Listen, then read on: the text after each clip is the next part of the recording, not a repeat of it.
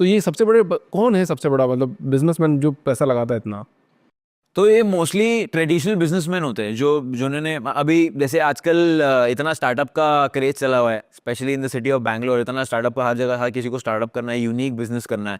लेकिन मैंने जितने भी लोगों को देखा ना जिन्होंने बड़े बड़े बिजनेस बनाए हैं, वो बहुत बोरिंग बिजनेसेस होते हैं।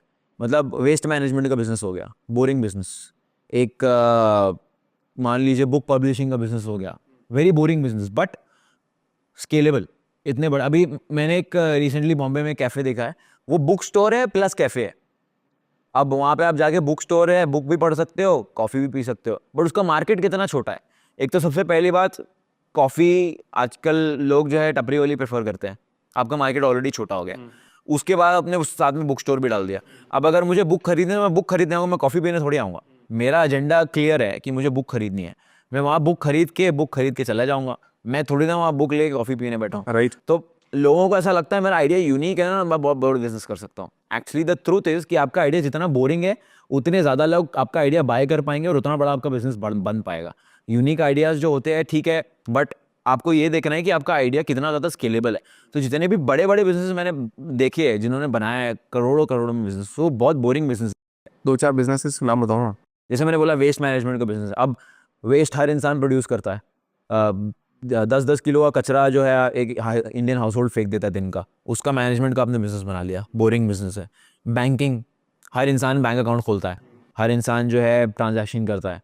एटीएम का जो बिजनेस है आजकल, एटीएम का बिजनेस बहुत अच्छा बिजनेस हो गया। मतलब आपको एक खाली एक वो लेना है एरिया, जिसको हम लोग हिंदी में गाला कहते हैं।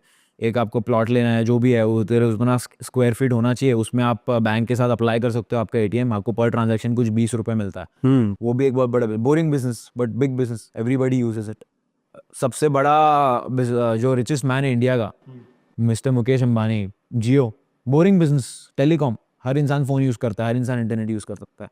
तो बोरिंग बिजनेस जो है वो बहुत ज़्यादा स्केलेबल होता है। जितने भी बड़े बड़े बिजनेसमैन से मैं मिला हूँ, इन्वेस्टर्स से मैं मिला हूँ, सबके ऐसे बोरिंग बिजनेस होते हैं। ठीक है, आप क्या करते हो? आप सामने वाला सोचेगा कुछ तो भाई एक्स्ट्राऑर्डिनरी बताएगा कि मैं ये करता हूँ वो करता हूँ, नहीं, वेस्ट मैनेजमेंट, सिंपल। इतना ही बोलता। तो सबसे बड़े कौन से बड़े बिजनेसमैन से मिले हो आप? दुबई में सबसे बड़ा बिजनेसमैन किससे मिले हो आप और उनका क्या बिजनेस था? तो मैं एक क्रिप्टो बिलियनर से मिला हूँ, एंड उनका क्रिप्टो पोर्टफोलियो एन्यूअर अराउंड 36-38 बिलियन डॉलर्स के आसपास है। $38 बिलियन? 38 बिलियन डॉलर, $1 बिलियन होता है 8,000 करोड़, तो उसको आप मल्टीप्लाई कर लो टाइम्स 38। तो उनके साथ मैं मिला हूँ, तो ही उनकी स्टोरी बहुत इंटरेस्टिंग है। तो he used to work in Wall Street. Wall Street में वो काम करते थे as a broker, I think. And उनको एक ट्रांजैक्शन ऐसे ट्रांजैक्शन उन्होंने करवाई किसी के बीच में, और उनको पेमेंट बिटकॉइन में मिल गई। उनको पता ही नहीं है कि अब बिटकॉइन मेरे पास इतने सारे पड़े हुए। जब बिटकॉइन एक्चुअली ऊपर गया तो याद आया कि अरे मेरे पास तो इतने बिटकॉइन थे, और फिर आज उसकी वैल्यू इतनी ज़्यादा है। ये इसमें तो मैं लुट गया ना। हाँ, वो तो लक, मतलब वो तो 0.01% लोगों के साथ ऐसा होता है। तो अगर मेरा लक अच्छा होता तो आज मैं भी बिलियनर हो जाता। हो सकता है, पॉसिबिलिटी कुछ भी है।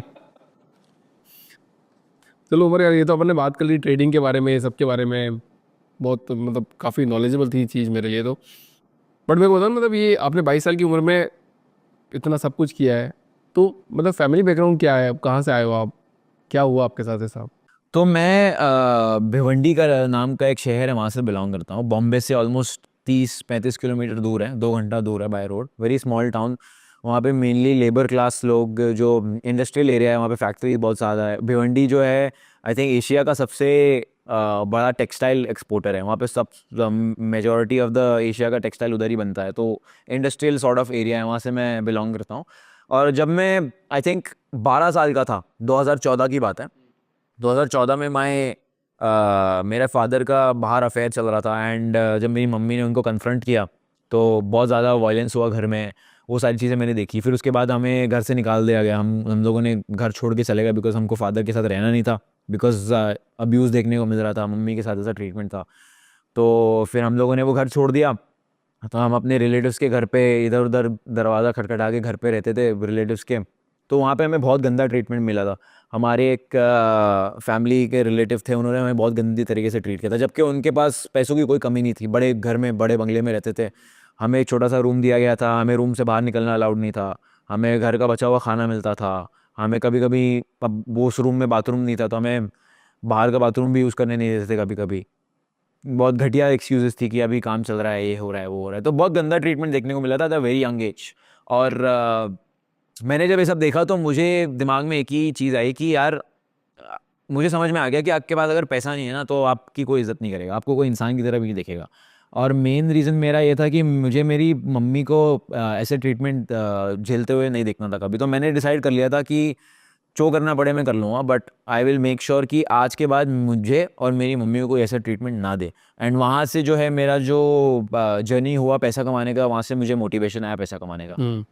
तो क्या लगता है आपको, अगर ऐसा फैमिली में नहीं हुआ होता तो क्या आप इस पोजीशन पे होते आज? इस पोजीशन पे तो शायद नहीं होता, बट कुछ तो कर रहा होता लाइफ में, बट इस पोजीशन पे तो शायद नहीं होता। मेरा सबसे बड़ा ड्राइविंग फैक्टर वही रहा है लाइफ में, उसकी वजह से ही मुझे जो मोटिवेशन आया वो आया है। तो कुछ आप वो कुछ होगा लाइफ में तभी आप कुछ कर पाओगे। मैंने तो ये देखा है, मतलब किसी ने भी लाइफ में कुछ एक्स्ट्राऑर्डिनरी अचीव किया है ना, उसको ऐसी पोजीशन में डाला गया है या उसने खुद को अपने आप को ऐसी पोजीशन में डाल दिया है कि उसके पास कोई ऑप्शन ही नहीं है बट टू सक्सीड। आपके मेरे हिसाब से सबसे बड़ा सक्सेस का किलर है प्लान बी। अगर आपके पास प्लान बी है ना, मतलब आप सक्सेसफुल होने के चांसेस बहुत कम है, बिकॉज आपने ऑलरेडी दिमाग में सोच लिया कि मैं फेल हो सकता हूँ। अगर आपके पास प्लान बी नहीं है तो आप कुछ भी करोगे, आप उस चीज़ को मतलब you will make it work, कोई ऑप्शन ही नहीं है ना फिर तो मेरी मेरी भी कुछ वैसी सिचुएशन थी। मैंने तो ड्रॉप आउट, मैं सीए कर रहा था, सीए से मैंने ड्रॉप आउट कर दिया था। फैमिली मिडिल क्लास, ना तो मेरे पास कुछ बड़ा बिजनेस है ना मेरे घर वालों के पास बहुत पैसे है, तो मेरे लिए डू और डाई था ट्रेडिंग। अगर मैं ट्रेडिंग नहीं करता तो फिर मैं कुछ भी नहीं होता, मैं फेलियर होता बेसिकली लाइफ में।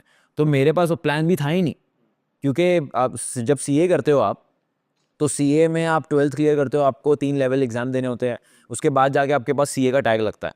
जबकि आप सीएफए करते हो तो आई थिंक सीएफए में लेवल 1 होता है, लेवल 2 होता है, फिर भी आपको कहीं कुछ ना कुछ जॉब वॉब मिल जाती है। बट जब तक आप सीए नहीं हो तब तक आप एक 12th पास हो। तो आज by qualification I am a 12th pass, I don't have a degree, मैं एक ड्रॉप आउट हूँ। तो मैंने उतना बड़ा रिस्क लिया था कि अगर ट्रेडिंग नहीं होती मुझसे तो मुझे कोई जॉब भी नहीं मिलने वाली। एजुकेशन का कितना बड़ा रोल है, मतलब एजुकेशन होनी चाहिए नहीं होनी चाहिए, इंडिया में कैसी एजुकेशन है? आई थिंक मैटर बिल्कुल नहीं करता education. At the end of the day अगर आप एक सबसे ऑल इंडिया रैंक, मैंने देखा है, मतलब ऑल इंडिया रैंक होल्डर है बट उसको जॉब नहीं मिल रही है। क्यों नहीं मिल रही है? क्योंकि उसको सिर्फ बुकिश नॉलेज है, एक्चुअली उसको पता ही नहीं धंधा करते कैसे, कंपनी के लिए धंधा लाना कैसे है। जरूरी थोड़ी कि धंधा ही करने वाला सक्सेसफुल होगा सर।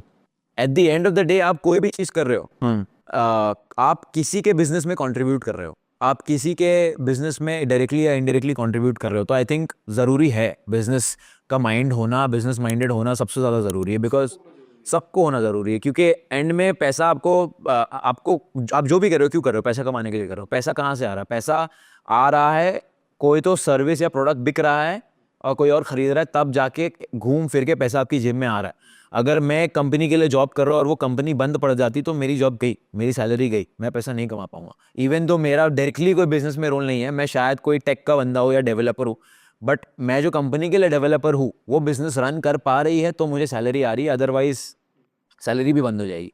तो आई थिंक हर इंसान को अगर किसी को लाइफ में बेटर करना है, उनको यही सोचना चाहिए कि जो भी कंपनी के लिए मैं काम कर रहा हूँ या खुद का कुछ सोच रहा हूँ, how can I bring more money, मैं और रेवेन्यू कैसे इंक्रीज कर सकता हूँ।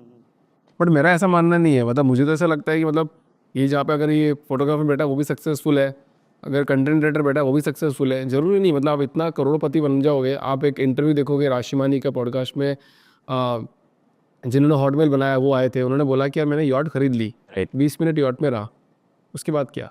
करेक्ट। 25 मिनट रहा, उसके बाद क्या? मेरे पास इतने सारे लोग हैं सर जिनकी सैलरी 60-60 लाख रुपए थी, वो छोड़ के बहुत कम पैकेज पे मेरे साथ काम करने के लिए आए। राइट। उनको चाहिए था मज़ा, काम में यार मज़ा आना चाहिए, सेटिस्फेक्शन और लाइफ में सेटिस्फेक्शन होना चाहिए। एक लड़का मेरे साथ, मेरे को इंटरव्यू देना है, वो टेक में था, उसका पैकेज कुछ 1 करोड़ है। वो बोला यार अभिषेक बिल्कुल मज़ा नहीं आ रहा लाइफ में, यार ऐसा बोरिंग हो गया हूँ, मतलब बिजनेस भी मतलब उसके साथ करो बट काम में मज़ा नहीं आ रहा मुझे। राइट।